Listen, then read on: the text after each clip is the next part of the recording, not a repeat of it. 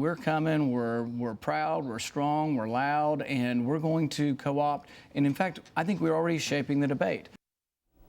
That is Senator-elect Rand Paul on ABC's This Week yesterday, and indeed, the Tea Party has come to town. If he really wants to shape the debate, he'll be here on Top Line when he comes to Washington. And Top Line begins right now.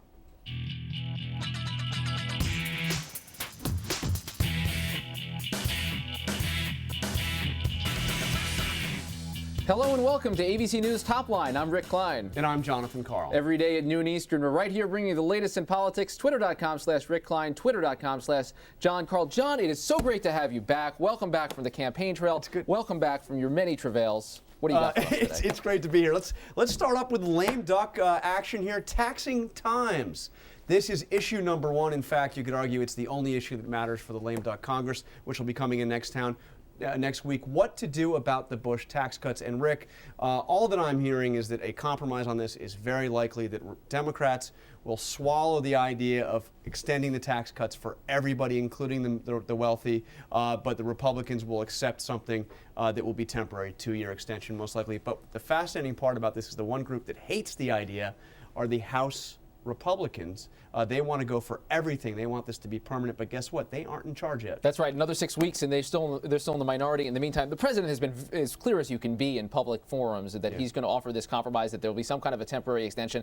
House Republicans can do something about it next year. In January, they'll see the vote to extend it permanently, but they don't have that much sway until then. Next up today, demolition. House Speaker Nancy Pelosi's announcement that she intends to stay atop Democratic leadership, this time as minority leader, has created a logjam at the top because the number 2 Democrat, Steny Hoyer, wants to stay the number 2, and Jim Clyburn, who's now the majority whip, wants to move up a notch and challenge Mr. Hoyer. Now, it looks like Hoyer has the votes in all likelihood to hold on to the number 2 slot. The conventional wisdom holds it that Clyburn then shifts down, and you've essentially got now the same team that just lost you the big game a week ago, running it all over again. Yeah, and don't forget the guy that won out in Nevada, Harry Reid. Heard of him. Yeah, he's still going to be in charge over in the Senate. So you have the same Democratic leadership and team in the House, in the Senate, and I think in the White House as well, going into the 2012 elections. Next up, the McCain dozen. Only 12 of the 48 Democrats who were serving in districts that John McCain won in 2008 won re-election. Only 12 of the 48 are left. This may be the loneliest group in the United States Congress. Those Democrats that need to figure out how they're going to once again stay in power from a base of support that just can't stand the Democratic leadership in Washington. My big question to you, Rick, is how many of these people will vote against Nancy Pelosi to be the Democratic leader? And if, as expected, she does win that race, how many of them, if any, seriously consider switching parties? Well, probably all of them vote against Pelosi, or if someone challenges, as we expect Heath Schuler to do at the very least, or just to say vote present at the beginning of the Congress. Party switching, I don't know. We have to go one by one and ask these guys. It's a difficult thing. It happens often when parties switch power, but these guys also have to be thinking already about 2012. If you were a former Democrat, you're going to be primaried by a Tea Party, or almost certainly. It happened earlier last year with Parker Griffith when he switched. And finally today, hot tea. We've seen the Tea Partiers begin to have their influence on the debate, and they are going to come here in force in just a few weeks' time. Perhaps half of the 80-something House freshman Republicans are confirmed Tea Partiers. They are going to be a very difficult bloc to control, and the eyes now on Michelle Bachmann. She is a Tea Party favorite, founded the Tea Party caucus inside the House. The Minnesota Republican leadership doesn't want to see her part of the team. They want to make accommodations for Tea Partiers. They don't want it to be Bachmann. Yeah, and the Republican leadership sources that I've spoken to about this say there is exactly 0% chance that Michelle Bachmann wins this race. Although, you know, let's see what happens here, because I think that there's potentially hell to pay. Does Sarah Palin weigh in on behalf of her friend Michelle Bachmann? What happens with this race? 0%. You heard it here first. John Karl's political prognostications never in doubt whatsoever. Never. We begin today's conversation with a very special guest joining us from New York, the former governor of New York State, George Pataki, joining us from our studios in New York. Governor, thank you for being here. Nice being with you, Rick. I want to start out with a New York question. Last week was a big night for Republicans across the country, but you had 3 marquee races, you had 2 Senate races, 2 U.S. Senate races, plus the governor's race, and Republicans really nowhere on the map. What happened to Republicans in New York? Well, I think we got massacred at the top, and it affected the entire vote down the line. But first of all, we may well end up with 7 more Republican members of the House than we had on November 1st. We're certainly going to win 5, and there's 2 that we're ahead in. So a 7-seat change, 7 Democrats being defeated by Republican challengers is very significant. And in all likelihood, the Republican Party will have control of the state Senate in the state legislature, which is critical going into reapportionment. So we had our victories, but we should have done a lot better. We had some great statewide candidates like Harry Wilson running for controller who should have won. But when you lose the top of the ticket by over 1 million votes, it has a negative impact up and down the line, and that's what happened. Hey, just a really quick question about you on Election Day. Did you vote for Palladino? Yes, I did. You did, and was that tough in any way? I mean, obviously you're as loyal a Republican as you're going to be, but could you really have seen him as governor of New York?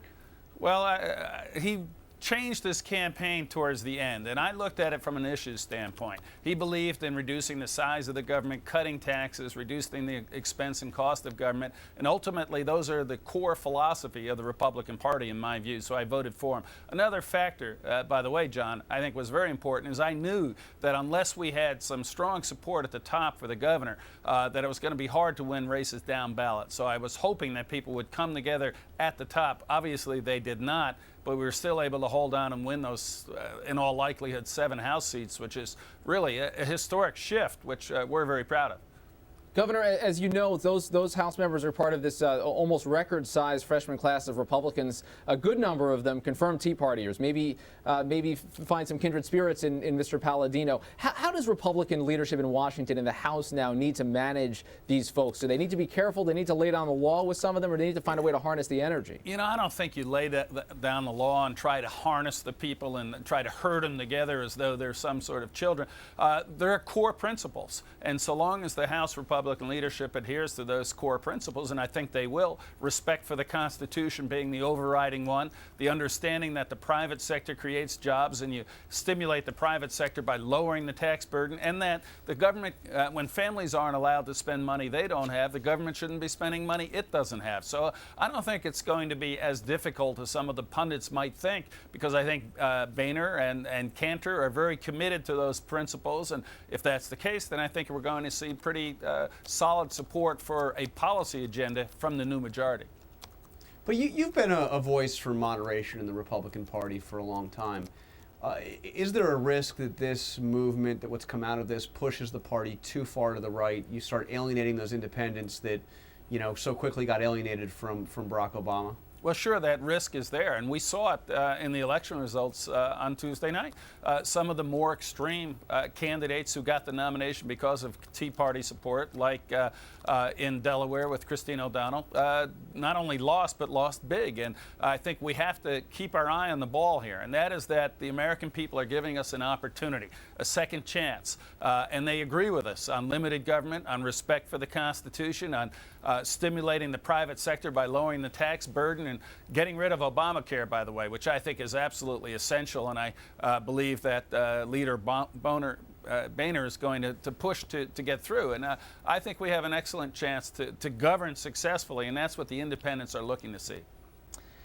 Governor, I want to talk a little bit about your future. You're widely mentioned as a potential 2012, or what are the factors in your mind? What's the time frame in your mind when you're making a decision about whether you'll run for president? You know, when you look back at the last 2 years, it's been very disappointing, not just for Republicans, but I think for the American people. And I think it shows the importance of experienced leadership, leaders who have shown the ability to govern and to move forward in a nonpartisan way, leaders who have been tested and shown their ability to get through those tests. We didn't have that in Washington with Pelosi and Reid and with Obama, and I think when you look to 12, you have to have that. So what I'm going to be looking at are, do we have the right people out there who have that experienced leadership, who have been challenged, and can bring people together, not just Republicans, but independents, conservatives, and conservative Democrats, and make a decision based on who else is out there and whether or not I believe they have those characteristics we need to be able to win this election and govern successfully.